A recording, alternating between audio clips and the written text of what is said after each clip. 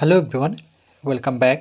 Study ম্যাথামেটিক্সে প্রত্যেকে স্বাগত জানিয়ে পঞ্চম শ্রেণী থেকে দশম পাঠ পৃষ্ঠা নং 125 ভিডিও পাঠ নং 17 করব। আজকে আমরা এখান থেকে করব আরও দুটো আয়তক্ষেত্রের ক্ষেত্রফলের তুলনা করি।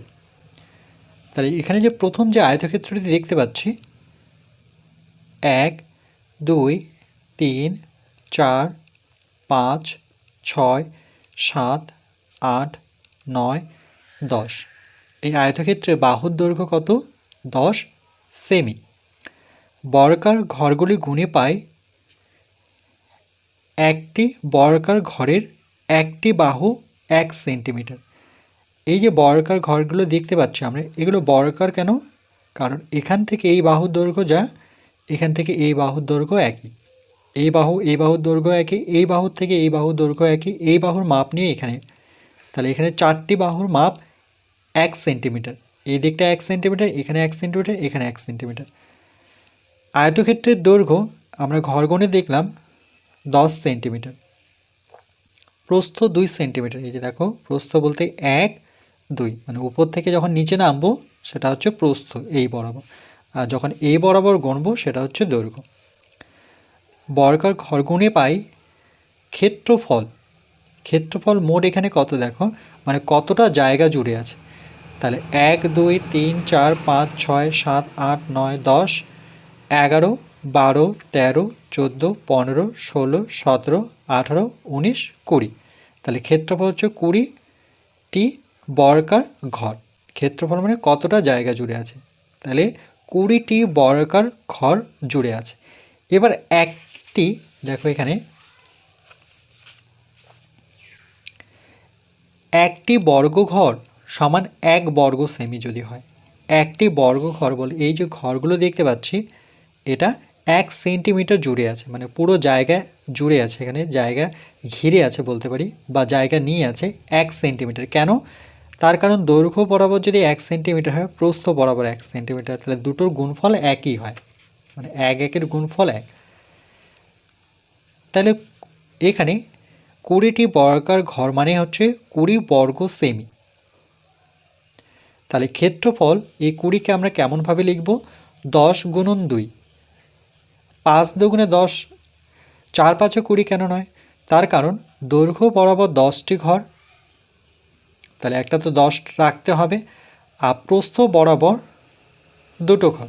তাহলে আমাকে এইভাবে ভাঙতে হবে 20কে, 10 সেন্টিমিটার গুণন 2 সেন্টিমিটার, তাহলে 10 দুগুণে কত? 20 সেন্টিমিটার। এবার এই দুটো গুণ করলে 20 বর্গ সেন্টিমিটার। এবার বর্গ কথাটা আসে কেন? যেহেতু দুটো সেন্টিমিটার দুবার, তাহলে একবার যখন লিখব তখন বর্গ কথাটি আসবে। তার মানে বুঝতে পারলাম যে যখনই বর্গ কথা পাবো তার মানে সংখ্যায় লিখলে দুবার বোঝায়, দুবার। এই সেমিটা দুবার লেখা আছে এই জন্য বর্গ, তাহলে বর্গ মানে 2 বোঝায় মোট কথা। এবার পরেরটা দেখি, একটি বর্গাকার ঘরের একটি বাহুর দৈর্ঘ্য 1 সেন্টিমিটার। এই যে একই রকমভাবে এগুলো বাহুর দৈর্ঘ্যগুলো প্রত্যেকটি 1 সেন্টিমিটার। আয়তাকার ক্ষেত্রের দৈর্ঘ্য, তাহলে দৈর্ঘ্য কত সেন্টিমিটার? 1 2 3 4 5, মানে লম্বা বরাবর এখানে 5টি ঘর জুড়ে আছে। প্রস্থ বলতে এই লম্বাভাবে, এটা লম্বাভাবে, এটা লম্বভাবে, মানে সোজা বলতে পারি 1 2 3 4, তাহলে প্রস্থ হচ্ছে 4 সেমি। তাহলে ক্ষেত্রফল কী হবে, মানে কতটা জায়গা জুড়ে আছে? তাহলে 1 2 3 4 5, তাহলে এখানে 5 বসাবো দৈর্ঘ্য, আর প্রস্থর জায়গায় কত বসাবো? 4। কেন এটা বসালাম?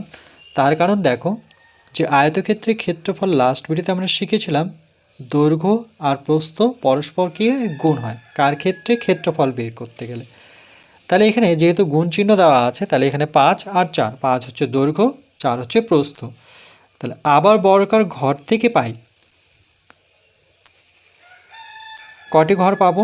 1 2 3 4 5 6 7 8 9 10 11 12 13 14 15 16 17 18 19 20, মোট এখানে 20টি বর্গঘর। বর্গ কথার অর্থ হচ্ছে একটি ঘর বর্গাকার, তাহলে ক্ষেত্রফল এটাই হবে, জটা ঘর তটা অর্থাৎ 20 বর্গ সেমি।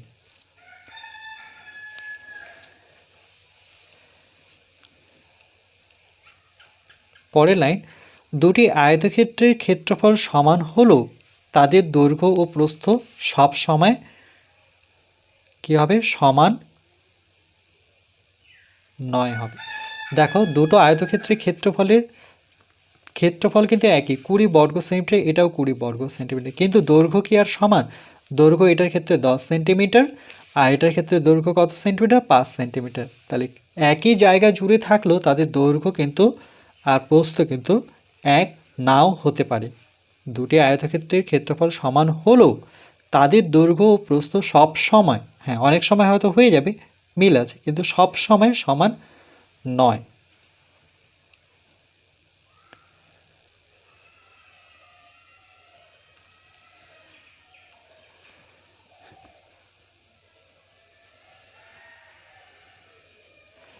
এরপর পরবর্তী পাঠ নাম্বার 18তে পৃষ্ঠা নাম্বার 126 করব।